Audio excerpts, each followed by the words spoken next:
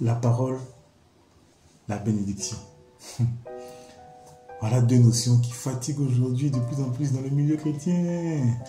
En fait, parce que inconsciemment, on a tendance à faire un choix entre les deux. Bon, j'ai pas besoin de parler beaucoup. Vous-même, vous voyez le choix que la majorité des chrétiens font. C'est la bénédiction. Aujourd'hui, partout, quand quelqu'un prie, c'est quoi? Je veux l'argent, je veux travail, je veux voyager, je veux voiture, je veux promotion. Là, on n'en parle même pas. Je veux me marier. Oh, là, c'est beaucoup. Bref, c'est pas mauvais. Je suis pas en train de dire que vous faites mal. Non. Mais en fait, je fais cette vidéo-là pour essayer de nous ramener, nous tous, je ne mets plus là-dedans, à répondre à la question de savoir pourquoi est-ce qu'on a décidé de suivre Jésus. Pourquoi est-ce qu'on suit Jésus?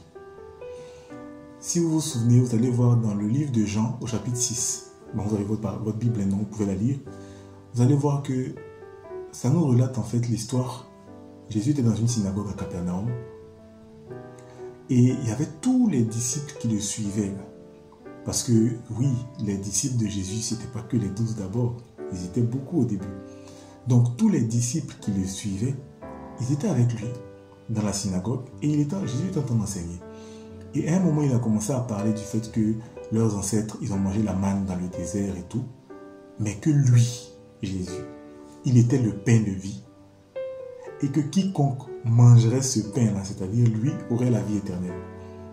Mais la Bible dit qu'ils ont trouvé que c'était une parole dure à entendre. Parce qu'en fait, ils se posaient la question, mais on va le manger, c'est quoi ça? Qu'est-ce qu'il est en train de nous raconter? Qu'est-ce que Jésus est en train de nous dire? Et Jésus a continué à parler et il a dit, en vérité, en fait, nul ne peut venir à lui.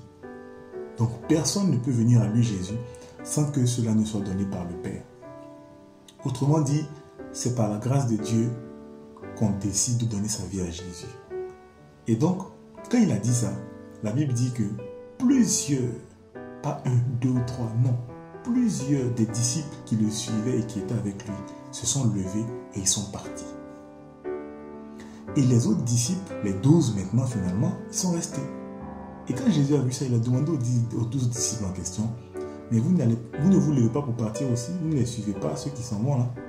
Et Pierre a dit, mais Seigneur, à qui irions-nous? Tu as les paroles de la vie.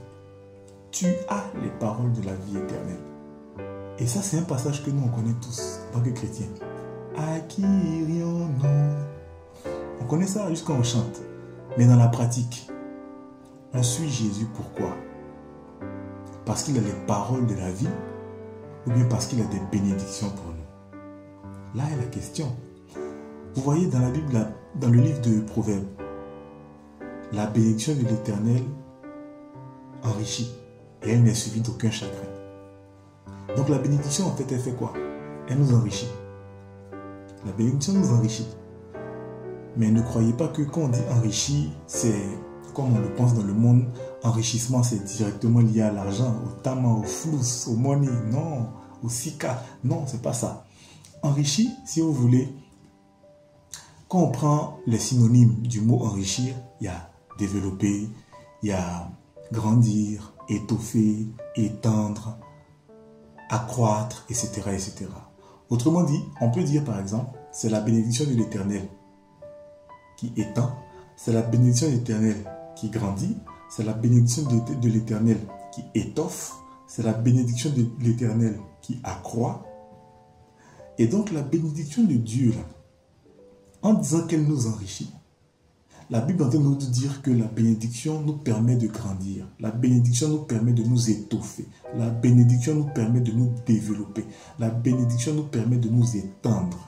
Voici ce que ça permet de faire dans notre vie. Par contre, Dieu nous dit quoi? Mon peuple périt par manque de connaissance. Mon peuple périt par manque de la parole.